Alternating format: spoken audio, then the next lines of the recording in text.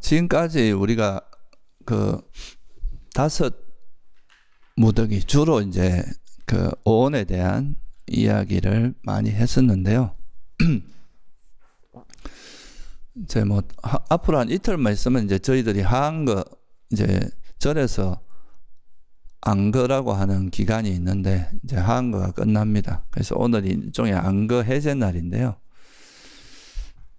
그래서 지난 이제 한 몇 주에 걸쳐서 우리가 이제 정신 특히나 이제 마음과 심리 작용에 대해서 좀 자세하게 알아봤는데, 지난번에도 말씀드렸지만 그게 이제 우리가 결국은 이제 오온에 대한 이야기를 좀 물질은 설명 안 했지만 주로 이제 마음과 심리 작용들에 대한 이야기를 했고, 그게 결국은 이제 오온을 알기 위한 과정이었는데요.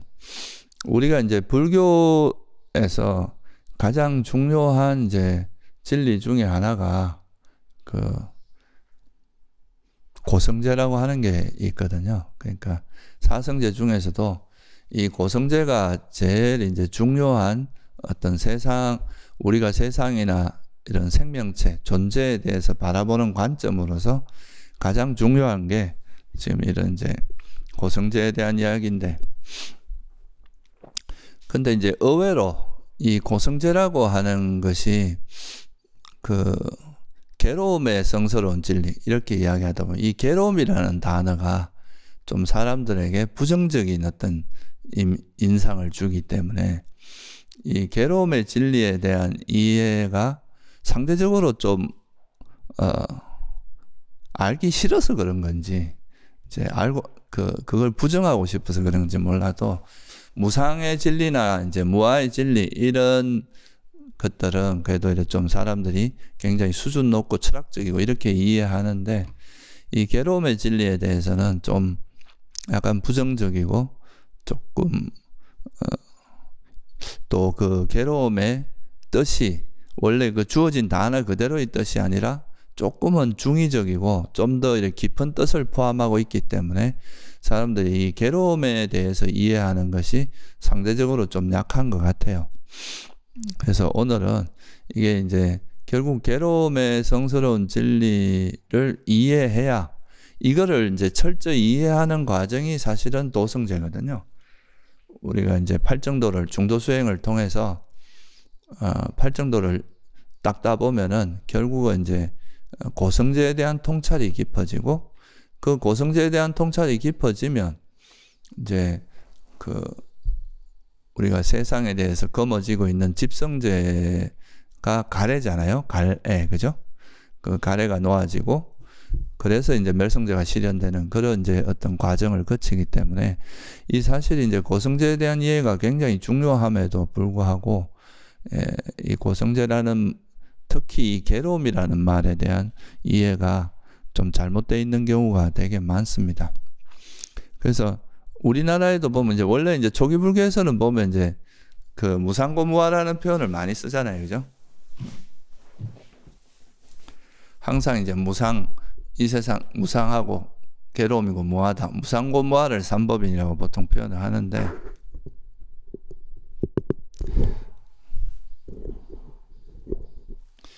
이 대승불교에서는 삼법인을 약간 다르게 이야기하는 경우가 있습니다. 그러니까 초기 불교에서는 재행무상, 그죠? 그 다음 일체계고 제법무아, 이렇게 이제 세 가지를 삼법인이라고 이야기하는데, 이제 대승불교에서는 재행무상, 제법무아, 이거는 똑같은데 일체계고 대신에 열반적정이라는 표현을 이제 쓰는 경우가 많아요. 그러니까 이게 이제 왜 그런가 보면은 이제 아니 깨달은 사람이 어떻게 뭐 고가 있냐 뭐 이런 약간의 뉘앙스로 해서 이 괴로움이라는 그 개념 자체에 대해서 굉장히 부정적으로 바라보고 있는 그런 것들이 좀 내포되어 있다, 이렇게 볼 수 있습니다. 근데 이제 여러분들이 삼법인이라고 하는 거는 잘 들여다보면 이 세상에 이제 형성된 법들이 가지고 있는 특성들이에요. 우리가 뭐 대표적으로 이제 물질적인 현상, 정신적인 현상, 이거는 다 조건에서 형성된 거기 때문에 이런 형성된 것들의 공통된 특징이 무상하고 괴로움이고 무하다 이렇게 이야기하는 거잖아요. 근데 사실 열반적정이라고 할 때는 열반이라고 하는 거는 형성된 법이 이제 더 이상 일어나지 않는, 그러니까 형성되지 않은 상태를 열반이라고 하는데, 그 열반하고 이제 이 사실 형성된 법의 특징인 그 무상고 무하라는 특성하고 열반의 특성은 이 카테고리 자체가 좀 다른 카테고리거든요. 그래서 사실 이거는 조금은 좀 올바른 방향, 그러니까 두 개의 형성된 법에 대한 특징하고 어떻게 보면 열반의 특징이 섞여 있는 거죠. 삼법인이라고 할 때. 그래서 그거는 좀 이제 관점이 좀 많이 다른 것 같아요. 그래서 이런 것들이 일어난 이유도 이제 아마 괴로움에 대한 약간의 좀 부정적인 이미지가 작용했다고 봅니다. 그래서 근데 이 초기 불교에서는 부처님께서 항상 이제 초기 경전을 보시면 부처님께서 항상 하시는 말씀이 뭐냐면 괴로움과 괴로움의 소멸에 대한 가르침이다, 나는. 그래서 사실 여러분들이 이제 완전한 행복이 사실 괴로움의 소멸을 완전한 행복이라고 하는데, 그 완전한 행복을 실현하기 위해서는 괴로움이라는 걸 모르고서 괴로움의 소멸을 실현한다는 것은 불가능한 거겠죠. 그죠? 그래서 우리가 괴로움이라는 걸 철저히 이해해야 괴로움의 소멸도 가능한 거기 때문에 오늘은 좀 괴로움에 대해서 조금 더 이제 좀 자세하게 부처님께서 이제 괴로움이라는 말을 쓴 의미가 뭐고, 또 우리가 괴로움이라는 걸 이해함으로써 어떤 이익이 있고 뭐 이런 전반적인 것에 대해서 한번 설명하도록 하겠습니다. 원래 이제 이 괴로움이라는 말은 두카, 빨리어로 말하면 두카의 번역어인데요. 이 두카라는 말은 원래는 뭐 이제 좀 나쁜 수레 이런 뜻이 있다고 합니다. 그러니까 우리가 나쁜 이제 술의 축을 가진 거, 뭐 이런 이제 의미인데, 이걸 뭐 다르게 말하면 행복이 비었다 이렇게 표현하기도 하는데, 원래 뜻은 나쁜 수레라는 뜻이에요. 그러니까 수레가 이래 수레바퀴가 있는데 수레바퀴의 중심이 정확하게 중앙에 있지 않으면 이게 좀 그 뭐고 차가 좀 덜컹덜컹 할 거 아니에요, 그죠? 마차가. 그래서 그런 의미에서 나쁜 수레가 있으면 이런 덜컹덜컹한 마차를 타고 가면 몸이 불편하겠죠. 그죠? 성가시고.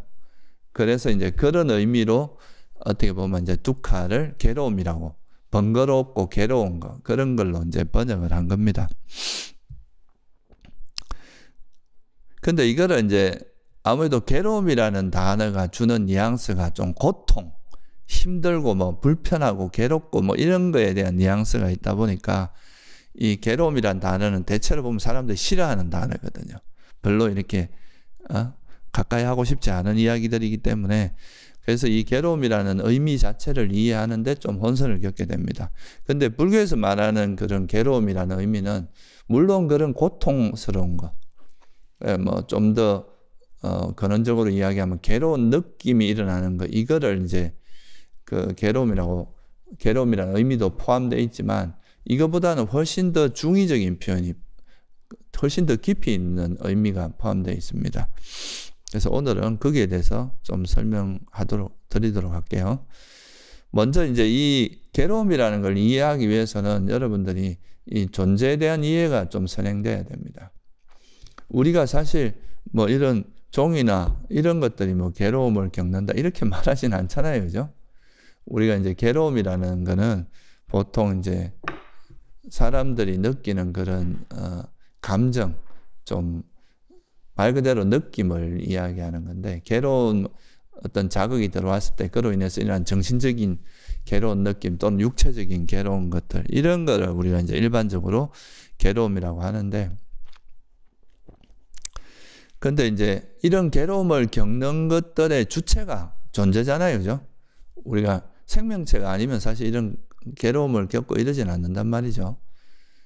그래서 이 이제 존재를 통해서 괴로움이 일어나기 때문에 이 존재에 대한 이해를 해야 되는데, 이 존재의 실상은 우리는 뭐 이제 우리 존재에 뭔가 특별한 것이 있고 뭔가 이 속에 영원 불멸한 영혼이나 자아가 있다고 생각하지만, 부처님께서 보시는 시각은 좀 달랐어요.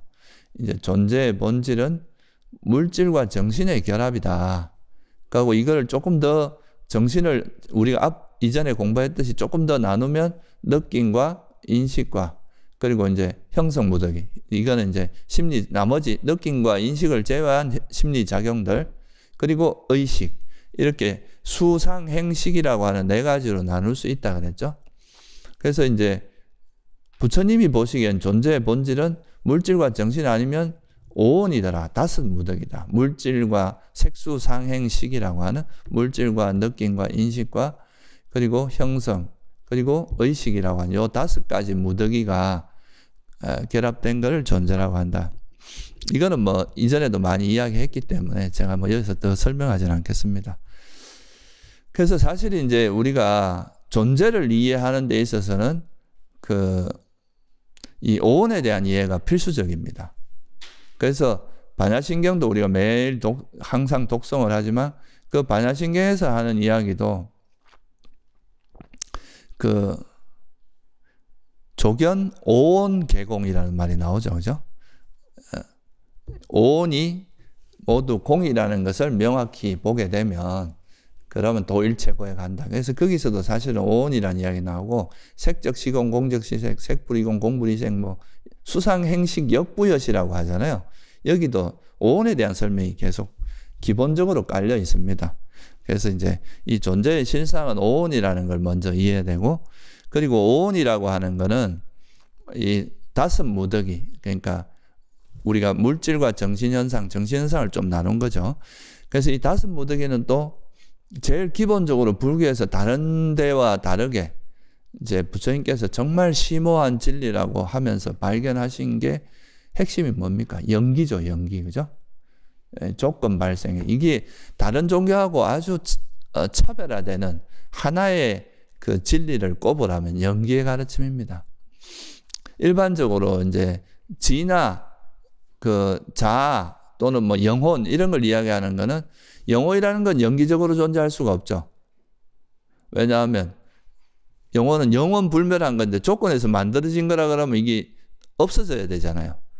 그러니까 이거는 이제 조건이라는 말이 성립하지 않거든요.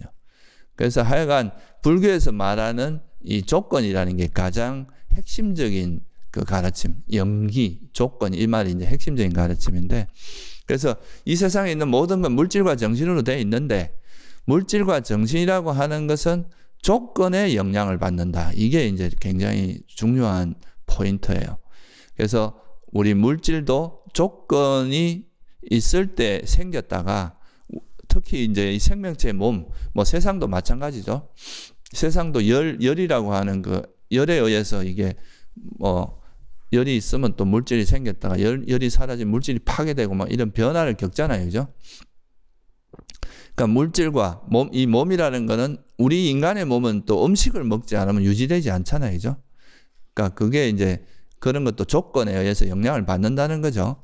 정신현상은 접촉이라는 조건이 반드시 있어야 일어나는 거고, 이렇게 바라본 것이 불교의 또 특징이에요. 이 다른 종교하고 다른. 그래서 이 조건에 의해서 생겨났다는 것은 다른 말로 하면 조건이 없어지면 이 현상이 사라진다는 것을 이제 내포하고 있거든요. 그래서 조건 따라 일어나서 조건 따라 사라진다는 표현을 쓰는 겁니다. 이것이 있으면 저것이 있고 이것이 없으면 저것이 없다. 그래서 조건 따라 일어나기 때문에 무상하다는 것. 조건 따라 일어난다는 건 이 현상 자체가 영원하지 않다는 뜻이겠죠. 그죠? 영원하지 않기 때문에 괴로움이에요. 이거를 이제 오늘 제가 좀 더 자세히 좀 설명을 하려고 하는 거고요. 이 괴로움의 의미가 뭐고 또 어떤 의미가 있는지. 그래서 괴로움이고, 무상하고 괴로움인 것은 또 이게 이제 내가 원하는 뜻대로 할 수가 없습니다. 그러니까 우리가 할 수 있는 것도 있어요. 할 수 있는 게 없다는 뜻이 아니고. 근데 우리 몸을 내가 건강하게 유지하는 거 어느 정도까지는 이제 내가 조심하면 그래도 좀 몸을 건강히 잘 유지할 수 있는 건 할 수 있지만, 여러분이 아무리 애를 써도 죽지 않을 수는 없거든요. 이런 거는 내가 할 수 없는 일이잖아요. 그죠? 그러니까 형성된 것이 사라지는 거, 이걸 막을 수는 없어요. 그래서 무상하다는 거는 내 마음대로 되지 않는다는 의미가 되고, 또 괴로움의 특성이 있다는 것은 현재가 행복한데 이게 영원히 괴로움이 이제 이 행복이 사라지지 않고 영원히 행복하기를 바라는, 이것도 불가능하죠. 이거는 내가 통제할 수 없는 일입니다. 그래서 무상하고 괴로움이라는 것은 통제할 수 없는 상황들이 발생해요. 근본적인 것은 통제가 안 돼요. 그래서 이거를 이런 물질과 정신을 주재하는 그런 나라고 할 만한 건 없다. 이게 무아의 가르침인 거죠. 그죠? 그래서 이제 존재라고 하는 것이 원래 이제 우리는 뭐 이렇게 뭔가 영원불멸한 뭐가 있다고 생각하지만 부처님이 보시는 시각은 다섯 무더기의 결합이다. 근데 이 다섯 무더기 자체가 조건에서 만들어졌기 때문에 영원할 수 없다. 그리고 영원할 수 없기 때문에 그 괴로움의 속성이 있고, 그래서 이거는 내 것이라 할 만한 건 없다. 나라고 할 만한 것도 없다. 이게 이제 고성제의 내용이에요. 그 중에서도 특히 이 형성된 것들은 다섯 무더기 자체가 그 무상고 무아 중에서도 특히 괴로움이라는 걸 좀 명확히 부각해서 그 괴로움이라는 걸 이제 좀 강조해서 설명하신 게 결국 무상고 무아를 다 설명하고 있지만 그 중에서도 괴로움이라는 걸 드러내서 말씀하신 게 고성제입니다. 그래서 괴로움의 성스러운 진리. 이 괴로움의 성스러운 진리에 대해서 대념척경에 보면 어떻게 이야기하는가 하면 괴로움의 성스러운 진리가 뭐냐라고 설명하시면서 처음에 이제 8가지를 설명합니다. 뭡니까? 생로병사, 그죠? 그 다음에 이제 애별리고, 사랑하는 사람과 헤어지는 거, 원정해고, 미워하는 사람과 만나는 고통, 구부덕고, 원하는 걸 얻지 못하는 거, 그 다음에 오음성고라 그래서 슬픔, 비탄, 탄식, 이런 온갖 이제 정신적인 그런 것이 일어나는 거. 이거를 이제 팔고라고 하시고 나서 이런 것들이 이걸 한마디로 말하면 뭐냐 하면은 오치원이 고다. 이렇게 이제 정리를 하시죠. 그러니까 5가지 취착의 무더기 자체가 괴로움이다. 이게 바로 고성제다. 이렇게 요약해서 설명하십니다. 그래서 사실은 이제 부처님께서 이제 4가지 진리를 설하시면서 가장 먼저 이제 첫 번째 진리로 설하신 게 고성제잖아요. 그죠? 그건 뭐냐면 이 고성제라는 거를 알아야 그 다음 이야기가 진행이 된다는 뜻이에요. 고성제를 모르는 상태에서 뒤에 이야기를 할 수 없어요. 그거는 이상한 이야기가 돼요. 일단은 괴로움이 뭔가를 알아야 그 괴로움의 원인도 나오고, 그 원인을 알면 그거를 원인의 소멸도 이야기할 수 있고, 그러면 그 다음에는 이 원인을 어떻게 버릴 것인가 구체적인 방법을 이야기할 수 있잖아요. 그죠? 그래서 이제 첫 번째로 고성제를 이야기했고, 그게 바로 오늘 이제 이야기하고자 하는 고성제의 내용입니다. 그러니까 이거는 사실 뭐 제가 여러 방면에서 이야기를 많이 했는데, 이거를 조금 더 우리가 좀 더 현실적인 방향에서 한번 좀 살펴보면요. 일단은 이제 괴로움의 성스러운 진리라고 하는 이 고성제, 두카라는 이 개념은 첫째는 이제 우리가 보통 괴로움이라고 인식하는 것은 뭡니까? 보통은 뭔가 이렇게 외부에 어떤 큰 자극이 왔을 때 정신적인 자극도 있고 물질적인 자극도 있어요. 누가 때리거나 또는 날카로운 거에 찔리거나 이런 이제 추위나 더위에 노출되거나 이러면 그런 자극이 오는데, 그런 자극이 올 때 우리가 거기에 대해서 불편한 그 마음이 일어나잖아요. 그죠? 불편한 어떤 심리 작용이 일어나는데, 그걸 우리가 불교에서 느낌이라고 하죠. 그죠? 그래서 보통은 이제 사람들이 괴롭다라고 하는 거는 괴로운 느낌이 일어나는 걸 괴롭다고 합니다. 그래서 괴로운 느낌이 일어나는 걸 괴롭다고 하는데, 이 고성제에서 말하는 괴로움은 괴로운 느낌도 포함하고 있지만 이 괴로운 느낌만을 괴로움이라고 하는 건 아니에요. 그래서 이 괴로운 느낌을 만을 괴로움이라고 바라보다 보면 우리가 이 괴로운 느낌하고는 항상 또 성냄이 주로 함께 하게 되잖아요. 그러니까 이거는 이제 우리가 좀 원하지 않는 대상이고 이래서 좀 멀리하게 되는데, 여기서 괴로움의 성스러운 진리에서 말하는 그 괴로움은 단순히 이것의 괴로움 느낌만을 이야기하는 게 아니라 행복한 느낌도 괴로움이라고 하거든요. 그러니까 이건 단순히 괴로운 느낌을 이야기하는 게 아니라 그 현상이 가지고 있는 속성, 성질, 그것의 실상을 이야기하는 겁니다.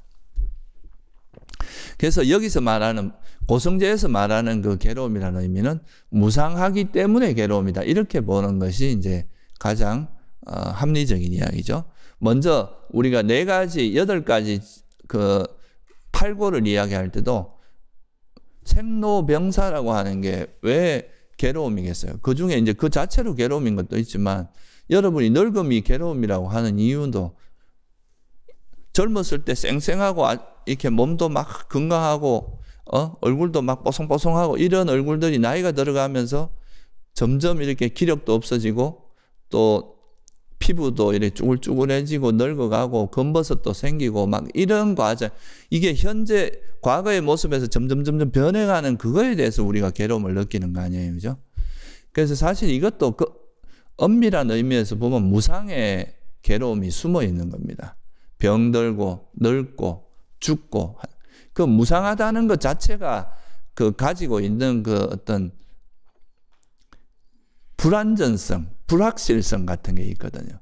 현재가 변한다는 것은 불확실성을 항상 가지고 있잖아요. 지금 우리가 세속에서 이야기하는 기후 변화라고 할 때 이게 우리가 좀 안정적으로 이렇게 살아가던 그런 환경에서 변화가 일어나고 있는 거잖아요. 그죠? 이 변화는 항상 뭔가 예측 불가한 상태로 예측이 잘 안 되는 상태가 있기 때문에 그런 걸로 인해서 우리가 불안함을 느끼잖아요. 그죠? 사실 이게 이제 기후가 변화하면은 앞으로 어떻게 되고 어떤 모습이 나타나고 이런 걸 사실 정확하게 예측하기 되게 어렵거든요. 그러니까 이게 이제 불확실성을 갖고 있으니까 이런 거에서 우리가 미래가 불안해지는 거고, 여러분들이 또 뭐 직장에 들어갔는데 우리가 좋은 직장이나 뭔가 안정된 직장을 찾고 이런 것도 그런 변화의 가능성을 최대한 적은, 그러니까 내가 나한테 오는 벌이라든가 또 이런 해고된다거나 이런 거 없이 되게 안정적인 그 상태가 잘 유지되기를 바라는 그런 건데, 그게 변할 때 또 우리에게 굉장히 큰 고통을 주잖아요. 그죠? 그런 변화의 가능성이 있는 것들은 항상 우리에게 안정감을 주는 게 아니라 불확실성을 가지고 있기 때문에 그런 것들이 우리에게 주는 불만족스러움, 불편함, 또 성가심, 이런 것들을 가지고 있다 이거예요. 왜냐하면 이거는 아까 말씀드렸듯이 이 세상에 있는 모든 것들은 다 조건에 영향을 받거든요. 조건이 바뀌면은 그 상황도 바뀔 수밖에 없어요. 예전에는 안 그랬는데 지금은 기후가 변화되면서 갑자기 저 아주 고지대에 있는 빙산이 녹으면서 그게 사람을 죽게 만들기도 하고, 이건 진짜 큰 변화거든요. 그런 변화가 있으면 항상 불확실성을 가지고 있습니다. 그래서 이런 것들이 우리에게 어떤 불편함을 주는 거고, 또 예를 들어서 여러분이 수행하실 때도 수행하다가 좀 지혜도 생기고 삼매도 생기고 또 희열과 행복도 생겼는데 그 다음 수행하니까 안 생겨. 이것도 현재 있던 그 상태가 변하는 걸로 인해서 오는 그 불편함, 그다음 막 짜증나고 불편하고 힘들어지거든요. 이런 것도 다 무상함으로 오는 그런 불만족스러움이거든요. 현재 상태가 만약에 내가 현재 행복하고 이 행복이 영원하다면 여기에 대한 무슨 불만족이 있겠어요? 이거는 진짜 행복 그 자체죠. 아무런 괴로움이 일어날 그 일이 없어요. 항상 행복하니까. 그럼 이걸 괴로움이라고 할 수 없겠죠. 그런데 이 현재 행복한 거 이게 영원한 게 아니라 만약에 변한다면 이거는 행복이라고 할 수 있겠습니까? 물론 현재는 행복하지만 이건 또 괴로움으로 바뀌어서 그 괴로움이 얼마나 지속될지도 알 수 없는 거 아니에요. 그러니까 이것도 이제 행복이라 할 수 없다 이거예요. 그래서 우리가 사실 세속에 살아가는 삶도 그렇고 항상 우리가 돈을 많이 모으고 보험도 들고 여러 가지 이제 미래의 그런 안전을 위한 장치를 하려고 하는 것도 항상 이 세계 자체가 안정적이지 않고 변화가 심하고 세계의 어떤 정치 환경이나 전쟁이 일어나도 지금 우리가 영향을 많이 받잖아요. 그런 것들이 변화가 많기 때문에 그런 거에서 오는 불안전성, 불확실함, 이런 것들 때문에 항상 이제 미래에 대한 불안감이 생기고 그래서 뭔가를 돈이라도 많이 쌓아 놓는다거나 뭔가 이렇게 해 놓으면 그게 나를 안정적으로 살 수 있게 해줄 거다는 그런 마음에서 그렇게 하는 거잖아요. 그래서 이게 사실은 이 변화 자체가 무상하다는 것은 이와 같은 이제 불확실하고 불안정하고 안정적이지 않다. 안전하지 않은 거예요. 우리가 의지할 만한 곳이 아니라는 뜻이거든요, 이게 정말 영원히 변치 않고 내가 여기에만 의지하고 하면은 그걸 나를 이제 나의 안전을 지켜줄 수 있는 거라면 우리가 의지하고 거기에 할 수 있는데, 근데 그게 아니라는 거죠. 무상하다는 거는. 우리가 지구에 의지하고 있지만 지구도 뭐 영원한 건 아니잖아요. 그죠? 언젠가는 수명이 다 할 거 아니에요. 그러니까 이런 것들이 이 기간의 차이는 있지만 우리가 형성된 것들, 그러니까 조건에서 만들어진 것들은 항상 그런 조건의 변화에 의해서 변할 수밖에 없고, 변할 수밖에 없다는 것이 가지고 있는 그런 불안전성, 불확실성, 불만족스러움, 이런 것들을 불교에서는 괴로움이라고 표현한 겁니다. 이건 왜냐하면 현재가 변한다는 것은 이것이 행복이라고 할 수가 없다는 거죠. 아무리 지금 행복해도 괴로움으로 바뀔 수 있으니까. 그러니까 괴로움의 속성을 가지고 있다. 그래서 이거를 이제 괴로움이라고 표현한 겁니다. 그래서 무상한 것은 괴로움이다. 그래서 여기서 말하는 괴로움은 단순히 괴로운 느낌을 이야기하는 게 아니라 괴로움의 속성이 있다. 괴로움의 어떤 특성이 있다. 이거는 우리가 의지할 만한 대상이 불안전하다. 안전하지 않다. 안정적이지 않다. 이런 의미를 갖고 있습니다. 부처님께서 뭐라 그랬어요? 우리가 사는 이 삼계, 우리가 사는 이 세상을 뭐라고 표현하셨습니까?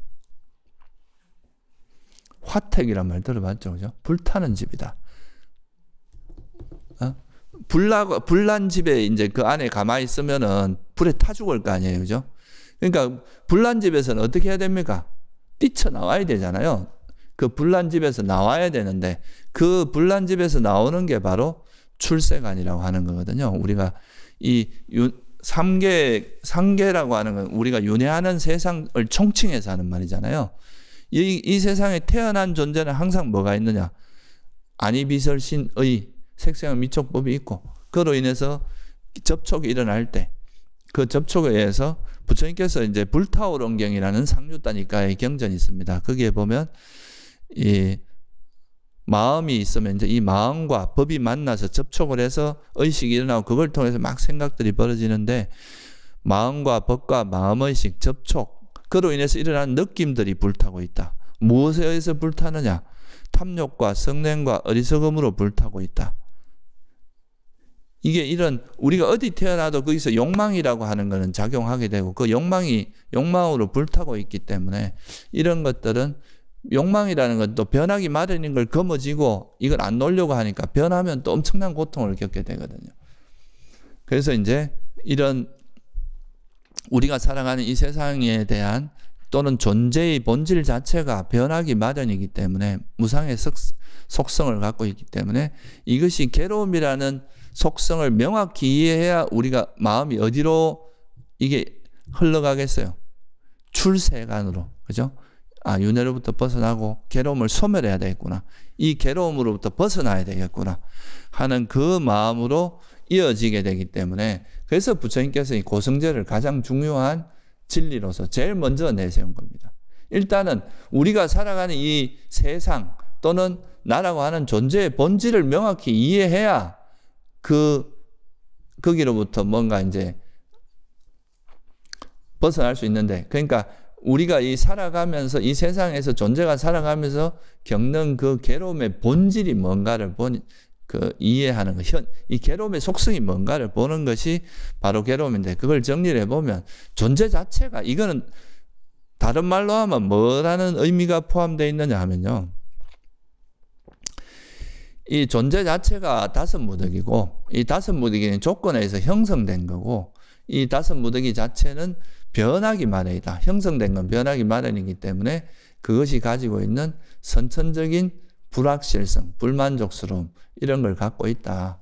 그래서 이건 괴로움이고, 무상하고 괴로움인 것은 내가 전적으로 통제할 수 없기 때문에 무하다. 이렇게 이제 설하신 것이 그 지금 고성제의 내용이고, 이 중에서도 특히 이 괴로움이라는 이 존재 자체가 가지고 있는 그런 불만족스러움, 이거를 정확히 이해함으로써 여기로부터 이제 벗어날 수 있는 출세간의 마음도 일어날 수 있기 때문에 고성제를 가장 중요한 그걸로 설하신 겁니다. 그래서 고성제를 철저히 알아야 우리가 이제 이 집착하고 있는 그 대상들, 그러니까 우리가 가장 집착하고 있는 거는 그런 내가 원하는 걸 얻고자 하는 것, 또 나라고 하는 존재에 대한 가래, 이런 것들이 있는데, 그런 존재나 내가 원하고자 하는 그 대상, 이런 것들이 전부 오온에 불과한 오온인데, 그 오온이라고 하는 것 자체가 변하기 마련이고, 그게 우리가 의지할 만하고 내가 집착할 만한, 내가 마음을 둘 만한 그런 대상이 아니라는 걸 철저히 알면 거기로부터 마음이 멀어질 거 아니에요, 그죠? 그게 바로 고성제를 철저히 알면 집성제가 버려지게 됩니다. 그러니까 집성제가 버려지게 되면 멸성제도 실현되는 거죠, 그죠? 그래서 이 사실 고성제를 아는 것이 굉장히 이제 중요한 그 요소가 됩니다. 그래서 이제 이 다섯 무더기가 괴로움이라는 걸 알면 우리가 다섯 무더기로부터 이렇게 다섯 무더기가 형성되는 것 자체가 괴로움이라는 것은 결국 뭘 의미하느냐면요, 우리가 태어난다는 게 결국은 다섯 무더기가 형성되는 거잖아요.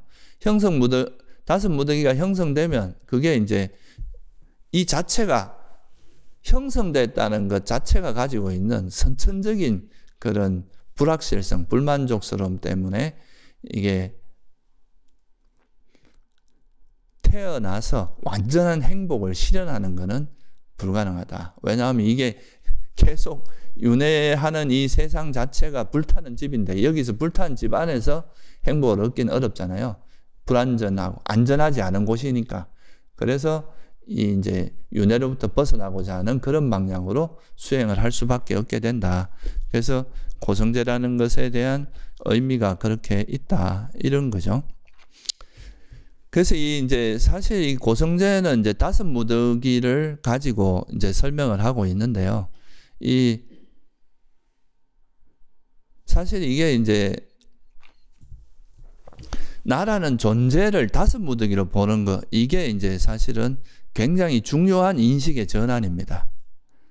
그러니까 부처님께서는 이런 식으로 설명하기도 하거든요. 그러니까 이제 옛날에 어떤 비구가 있었어요. 야마까라는 비구가 있었는데, 어떤 스님한테, 이제 스님들한테 이렇게 이야기한 거예요. 내가 이제 부처님 법을 이해하기로는 번뇌가 다한 비구는 죽으면, 이제 번뇌가 다한 비구라는 건 누굴 이야기합니까? 아라한이죠, 그죠? 아라한이 죽으면 파멸하고 단멸해서 죽은 후에 더 이상 존재하지 않는다, 이렇게 이제 이야기를 했어요. 그러니까 이제 다른 이제 지혜로운 스님들이 그거 사견이다, 왜 그렇게 이야기하냐, 이렇게 이제 이야기를 했어요. 그러니까 그렇게 이야기하니까 어떻게 보면 맞는 말인 것 같잖아요, 그죠? 번뇌가 소멸된 아라한은 다시 단멸되고 죽어서 단멸하고 파멸해서 죽은 후에 더 이상 존재하지 않는다. 이게 어찌 보면 맞는 말인데, 이게 왜 부처님께서 이걸 사견이라고 하셨는지, 사실 이 말이 사람들이 이제 고성제를 이해하지 못하는 하나의 사례로서 제가 이제 좀 설명을 드리려고 이야기하는데, 이거를 이제 보통 이 구절을 가지고 이제 아라한이 다시 태어나지 않는다는 것은 사견이라고 이제 주장하는 사람도 있거든요. 근데 여기서 이야기하는 거는 보통 사람들이 단멸한다, 이 말은 무슨 말입니까?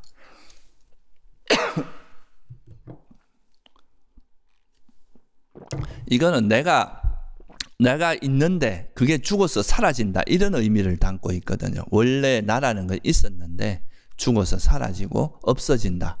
그러면은 사람들이 그런 걸 들을 때 굉장히 불안해지겠죠, 그죠? 근데 그게 아니라 부처님은 나라고 하는 존재는 사실 다섯 무더기야. 나라고 하는 건 원래 없었다는 거죠. 그래서 이 다섯 무더기가 형성되고 사라지고 형성되고 사라지는 그것이 사라진 거지, 내가 사라졌다 하면 안 된다. 그거를 이제 설명하기 위해서 이제 이런 말씀을 하신 거예요. 그래서 이 이야기는 제가 여기서 너무 깊게는 안 드리고, 일단은 이제 존재 자체가 나라는 걸 이해하는 것이 나라고 하는 존재가 다섯 무더기라는 걸 이해하는 게 굉장히 중요하다는 걸 설명을 드리는 거고요. 그래서 이게 이제 존재가 형성된, 다섯 무더기가 형성되는 게 괴로움이라는 거를 철저히, 이거 왜냐면 무상하기 때문에 괴로움이라는 걸 알면 괴로움의 소멸로 이제 우리 마음이 가게 되겠죠. 그죠? 그래서 그게 이제 출세간의 마음으로 가게 됩니다. 근데 보통 이제 우리가 사람들이 수행을 할 때 이게 이제 이런 관점이 굉장히 중요한데, 괴로움을 이해하면 이 괴로움이라는 것이 이 태어남 또는 계속 오온이 형성되는 게 괴로움이기 때문에 결국은 내가 완전히 괴로움에서 벗어나기 위해서는 윤회로부터 벗어나야 되겠구나. 이런 이제 이렇게 방향성이 정해지는데, 이게 소위 말해서 그 바른 견해고, 이게 이제 수행을 하는 그 바른 방향성이라고 할 수 있거든요. 그래서 괴로움을 이해하면 그 괴로움이 소멸한 상태가 완전한 행복이 되겠죠. 그죠? 그래서 불교에서 말하는 행복이라고 하는 거는 이런 단순히 우리가 느끼는 그런 행복한 느낌이 아니라 오온이 더 이상 형성되지 않는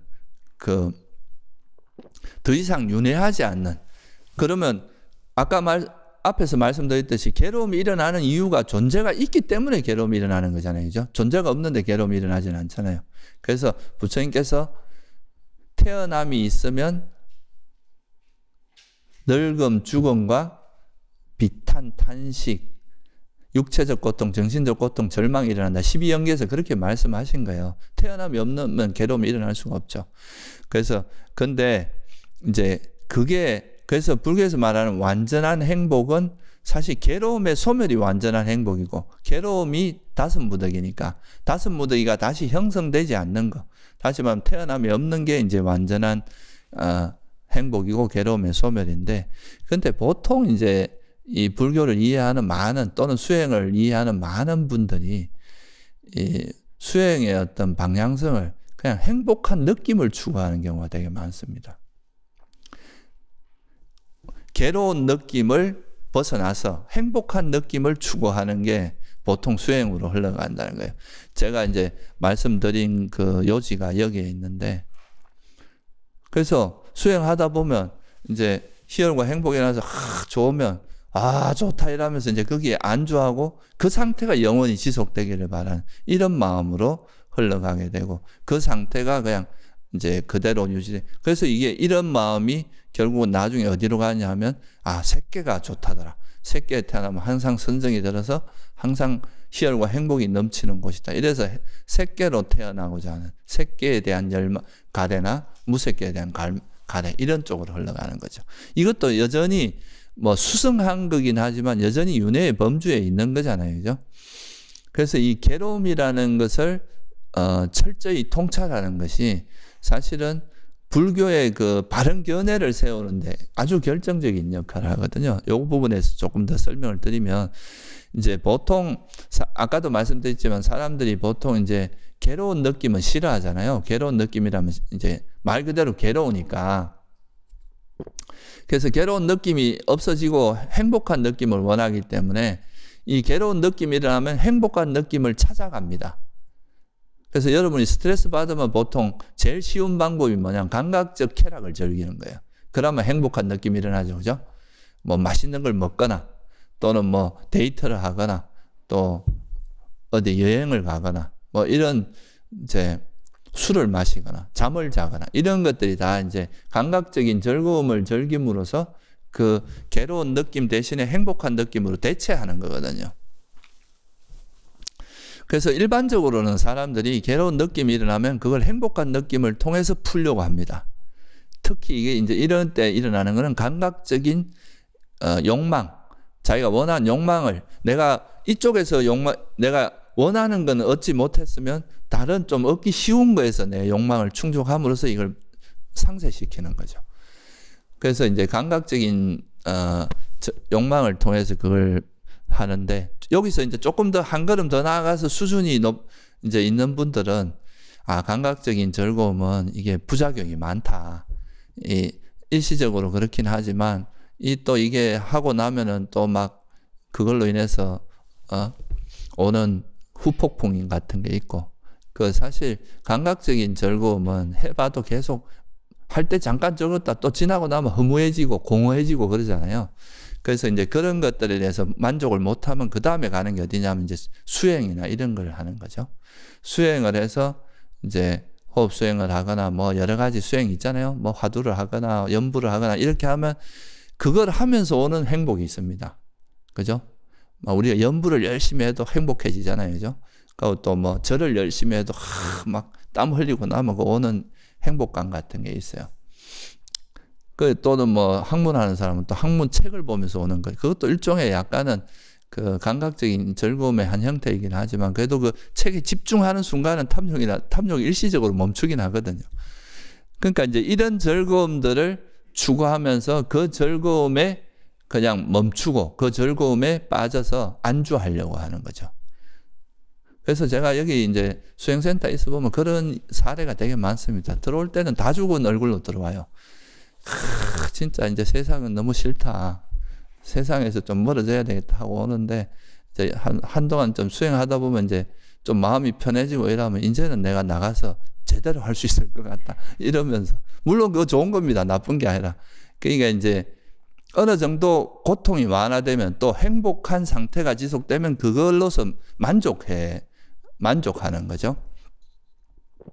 그런데 그 상태가 사실 영원히 지속되는 게 아니기 때문에 우리가 그런 거에 대해서 좀 경각심을 가지고 꾸준히 이제 수행해서 결국은 이런 변화하고 불안정한, 불확실한 이런 거에서 완전히 벗어나는 방향성을 그걸로 잡아야 되는데, 가다가 이제 행복한 느낌에 안주하고 여기에 빠져버리면 옆길로 새버리는 거예요.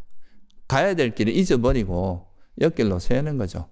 근데 이런 것들에 이것도 여기서 이제 우리가 한 걸음 더 나아가게 되면 이런 벗어남의 행복조차도 형성된 거잖아요. 이것도 영원한 게 아니잖아요.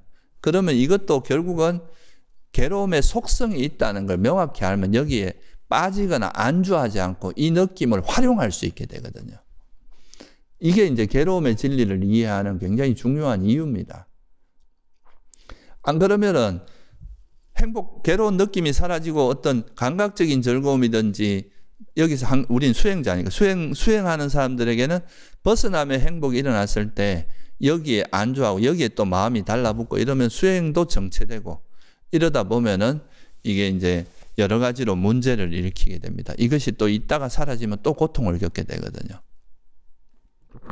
이 벗어남의 행복은 사실은 유익한 겁니다. 행복 자체는. 왜냐하면 사실 우리가 이제 수행해 나가는데 세속에서도 여러분이 세속 살면서 살만하다, 좋다 하는 이유는 행복한 느낌이 있을 때 그런 소리 합니다. 뭔가 행복하고, 우리는 누구나 행복을 추구하게 돼 있어요. 그러니까 이제 처음에는 행복한 느낌을 추구할 수밖에 없습니다. 인간은. 그래서 뭐 감각적인 즐거움을 찾든지 그거에서 벗어나서 좀 벗어나면 행복을 찾는, 그 행복이 있어야 그 가는 길이 힘들지가 않거든요. 계속 괴로움만 겪다가 나중에 해탈하면 이제 괴로움이 없어진다. 이렇게 하면 힘들어서 아무도 그 길 안 갑니다. 그런데 이제 이런 수행을 하면은 그 벗어남의 행복이 생기니까 이 벗어남의 행복을 기반으로 해서 여기에 이거 안주하지 않고 이걸 느끼지만 여기에 매이지 않으면서, 이것도 역시 괴로움의 속성이 있다 하지만 그러면 느끼라 행복을 느끼더라도 그게 안주만 하면 되거든요. 그러면서 이제 자기 가야 될 길을 가면 이 사실 괴로움을 소멸하고 윤회에서 벗어나는 길, 자기를 극복하는 거잖아요. 자기가 가지고 자기에 대한 가래라든가 집착 이걸 놓아야 되니까 쉬운 길은 아니거든요. 그렇지만 이 가는 길을 힘들지 않게 만들어주는 효과를 불러일으키는 거죠. 마치 이제 무더위 속에서 어떤 그 길을 가는데, 항상 무더운 여름에 물 속에 있으면 시원하잖아요. 그죠? 더위를 잊어버리잖아요.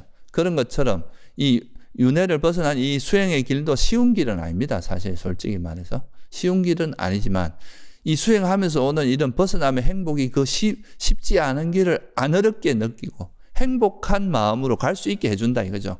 그래서 이거 벗어남의 행복은 굉장히 중요한 역할을 해요, 수행에서.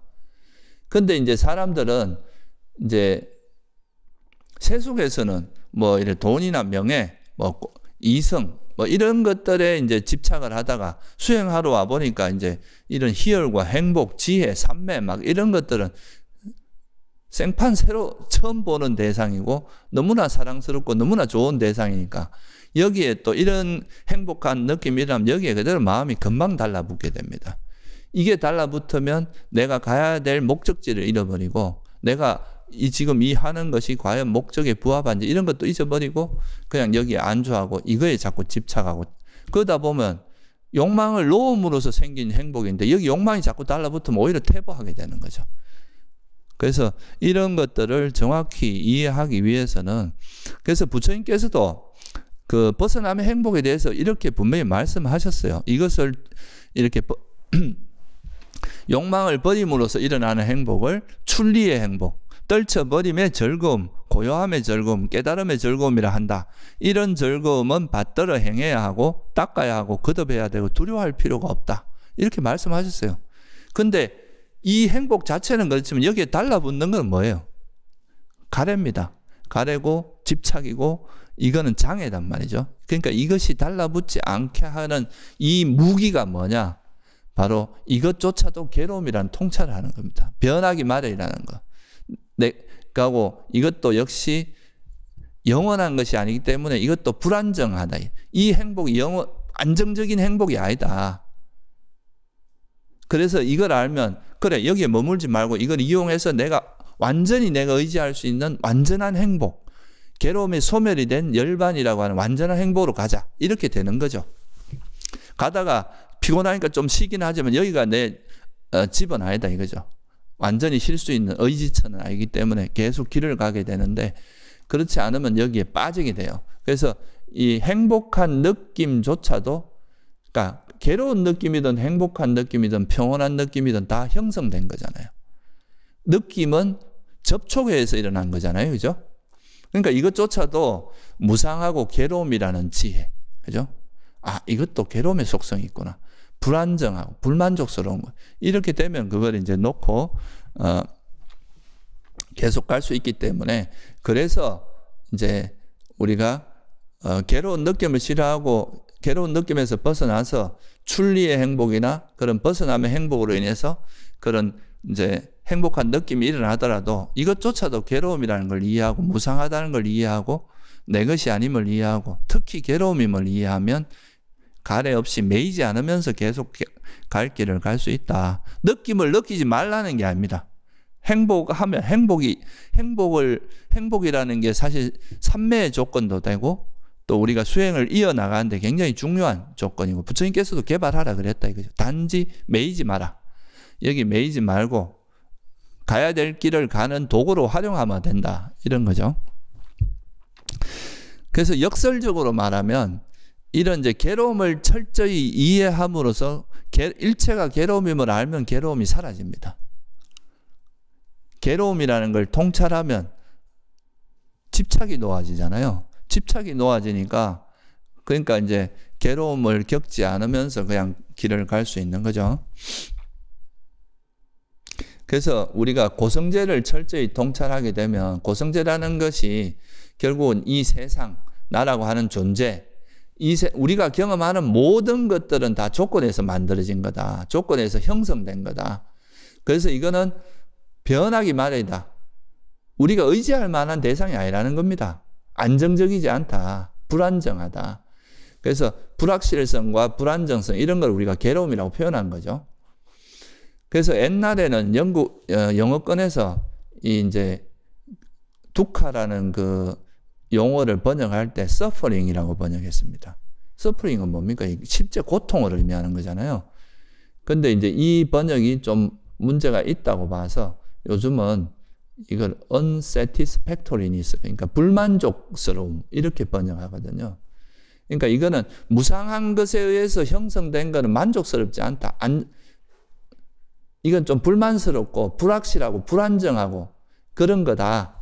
이런 의미로 이해하면 됩니다. 그래서 이런 이제 우리가 괴로운 느낌이 일어나거나 행복한 느낌이 일어나더라도 괴로운 느낌이 일어나면 괴로운 느낌을 느끼지만 괴로운 느낌 이것도 어차피 영원한 건 아니잖아요. 그죠? 그러면 이것도 그냥 수용하는 거죠. 그거를 그냥 괴로운 느낌이 일어났구나 하고 지나가면은 사실 괴로운 느낌이 일어나는 건 어쩔 수 없지만 고통을 덜 겪어요. 근데 괴로운 느낌에 대해서 화를 내면은 그 이제 고통이 더 커지는 거죠. 그리고 행복한 느낌이 일어나도, 예를 들면 감각적인 행복한 느낌이 일어나도 그거에 대해서 집착하지 않으면, 그러니까 이것이 괴로움의 속성이 있다는 걸 이해하면 좀 즐기더라도 너무 깊이 빠지지 않고 적정선에서 하다가 이렇게 절제하는 힘이 생기는 거죠. 근데 이 욕망의, 감각적 욕망으로 해서 일어나는 그런 행복의 즐거움의 불안정, 이 위험성, 그리고 이 괴로움의 속성이 있다는 걸 모르는 사람은 끝까지 간단 말이죠. 끝까지 가다가 이제 진짜 완전히 뭔가 문제가 심각해서 그때서야 아이고 내가 이거 좀 문제가 있었구나 이렇게 하는 거죠. 그래서 이 괴로움의 속성이 있다는 걸 알면 우리가 절제할 수 있는 힘도 생기고 벗어남의 행복을 느끼더라도 그것이 괴로움의 속성이 있다는 걸 알면 거기 매이지 않으면서 우리가 활용할 수 있다. 이게 이제 중요한 거죠. 이렇게 되면은 이 괴로움에 우리가 경험하는 모든 현상들, 오온, 그 중에서도 느낌, 뭐 이런 것들이 다 괴로움의 속성이 있다는 걸 이해하면 거기에 매이지 않으면서 우리가 적절하게 활용할 수 있다. 그게 이제 괴로움을 이해하는 특성이고, 그래서 괴로움을 이해하면 어떤 현상에 대해서도 집착을 놓게 됩니다. 여러분 변하기 마련인 거예요. 왜 집착하겠어요? 내 것이 아닌 거에 대해서 저건 내 아들인 줄 알고 청정도론 같은 데 보면 그런 비유가 나오거든요.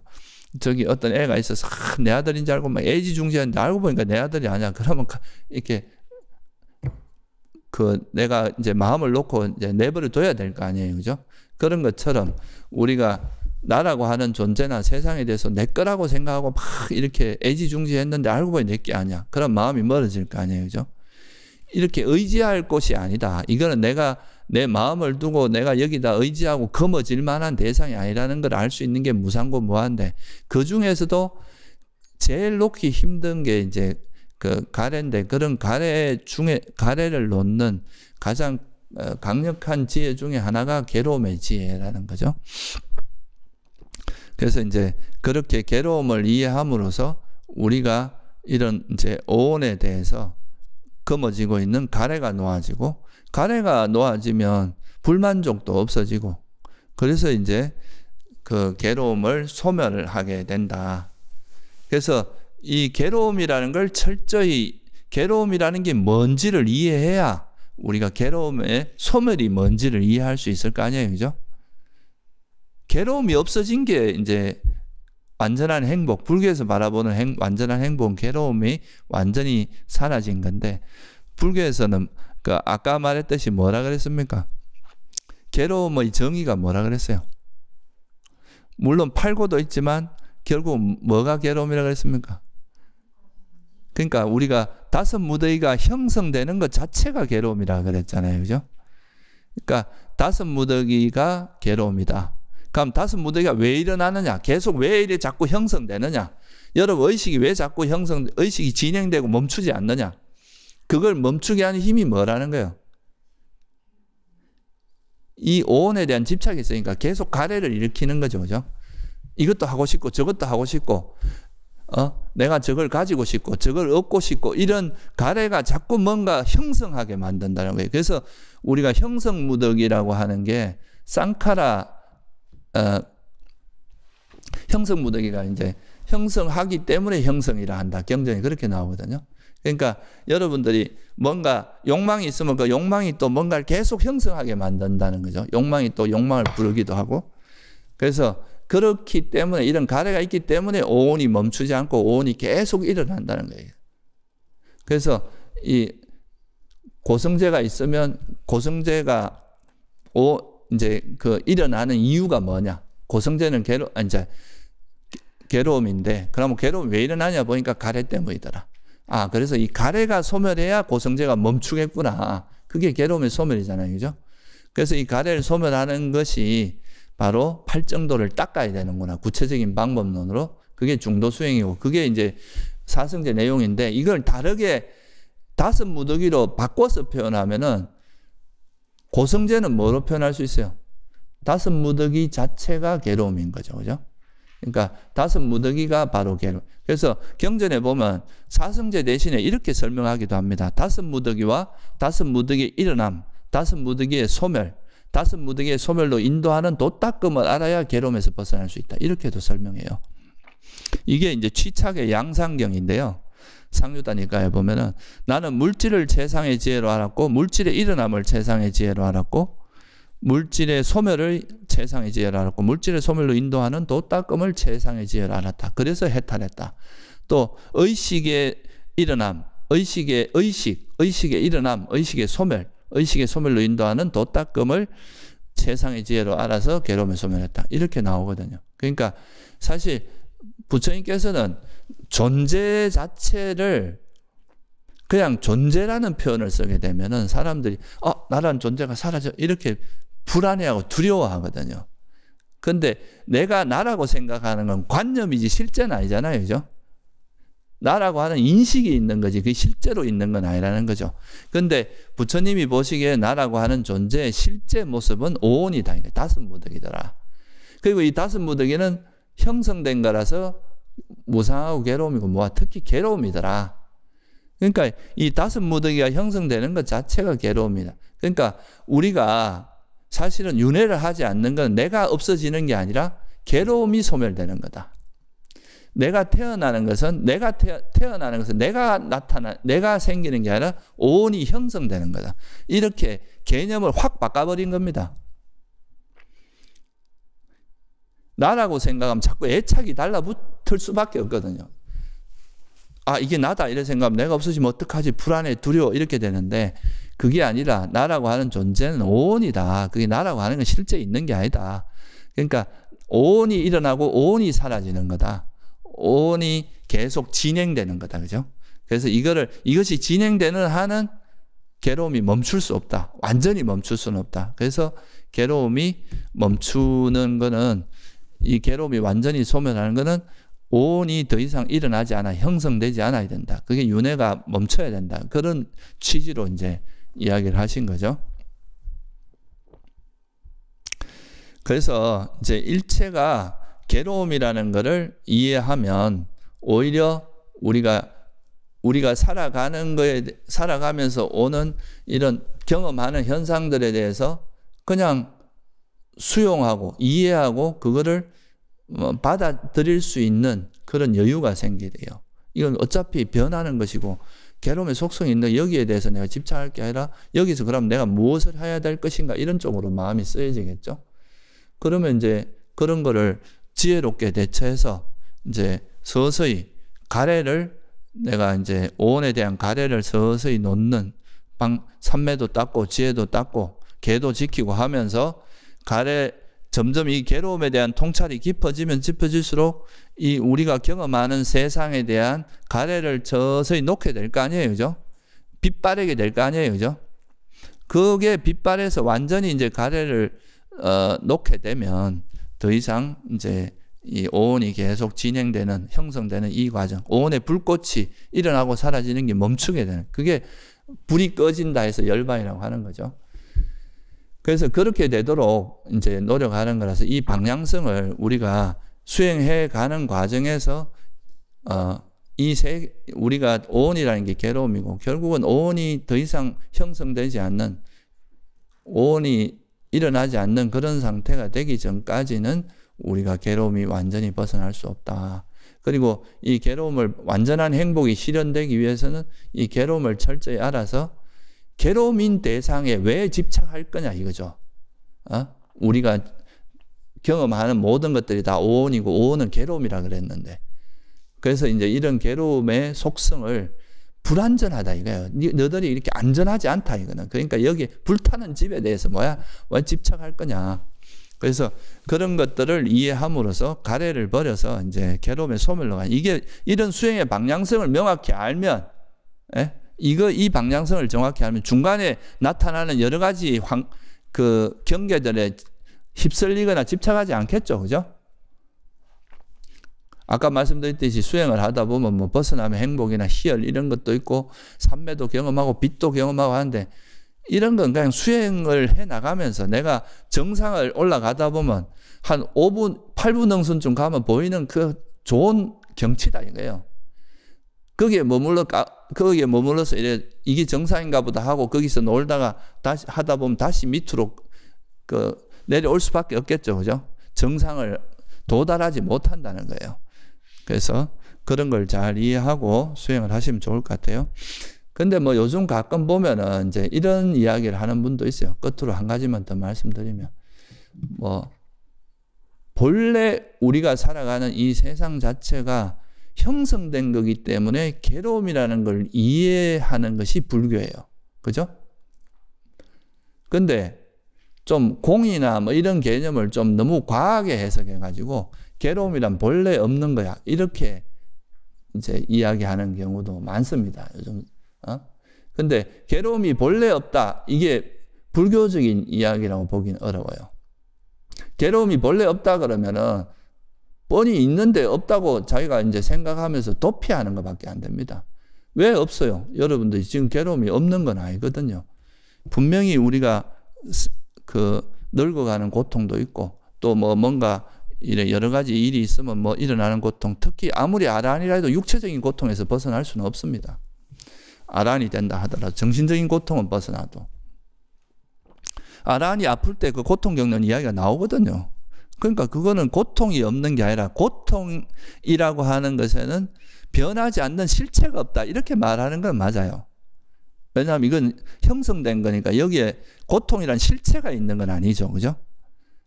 그렇지만 이것 자체가 그런 작용 자체가 없는 건 아니거든요. 분명히 괴로움도 있어요. 괴로움이란 본래 없다 그러면 어디 몽둥이 하나 들고 한 대 패버리세요.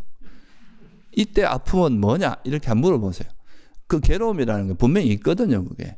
그런데 우리가 이것의 속성 자체가 형성된 거고 그거의 본질은 무상하고 괴로움이고 무하다, 괴로움이다 이런 걸 알면 거기에 우리가 휩쓸리거나 연연하지 않는다는 이야기지 괴로움이란 본래 없다 이렇게 말하면 불교를 왜곡할 수도 있어요. 그 의미가 좀 다릅니다. 본래 없다란 말은 애초에 없다는 이야기가 되기 때문에 그거는 좀 불교를 약간 왜곡해서 이해할 수 있고 우리가 오히려 현실을 명확히 이해함으로써 거기서 벗어나는 방법을 찾아야 되는 거지 현실 자체를 외면하고 뻔히 있는 괴로움을 없다 하고 이래 도망가고 외면하고 회피한다고 해서 그 괴로움이 없어지는 건 아니겠죠. 그죠? 그래서 이제 결론적으로 말씀을 드리면 불교에서는 이 우리가 살아가는 이 세계, 삼계 또는 존재, 세상 이런 것들이 다 일체는 다섯 무더기인데 이 다섯 무더기라고 하는 특히 존재, 나라고 하는 존재는 다섯 무더기로 이루어져 있는데 세상은 사실 정신이 없기 때문에 물질로 이루어져 있는 거거든요. 근데 이제 존재라고 하는 건 다섯 무더기인데 이 다섯 무더기 자체가 조건에서 형성됐기 때문에 무상하고 괴로움이고 특히 괴로움이다. 그래서 이 괴로움인 것에 우리가 집착하는 것은 어리석은 거다. 어리석기 때문에 자꾸 집착하는 거다. 그래서 이걸 이해함으로써 여기서 벗어나는 방법을 찾고 이것이 없어진 괴로움의 소멸의 상태가 어떤 건지를 아는 게 바로 불교고 그게 사성제다 하는 것을 다시 한번 괴로움의 진리에 대해서 다시 한번 생각해 보는 시간이 되면 좋을 것 같습니다. 네, 오늘 여기서 마칠게요.